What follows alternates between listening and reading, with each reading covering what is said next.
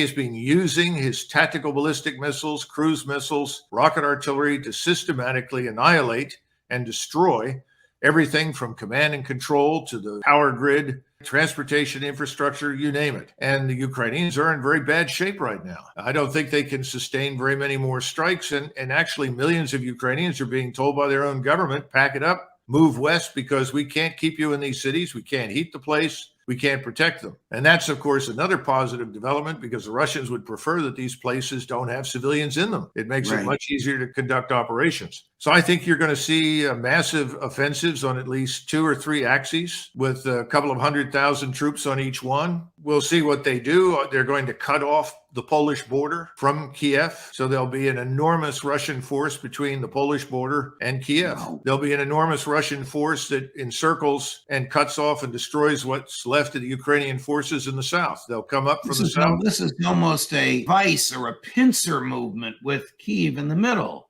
Yeah. The last thing that they'll do is deal with Kyiv. They want to annihilate the Ukrainian army. They talked about denazification for a long time. They're not going to rest until all of these Nazi formations that everyone apologizes for in the West are gone. And once they're gone, then they'll turn their attention to Kyiv. Now, there is concern, growing concern in Moscow, that we would be foolish enough to take this 90,000-man coalition of the willing and try to rush into some part of Western Ukraine as the liberator or savior of what's left of Ukraine. And their assumption is that the Russians won't fight them.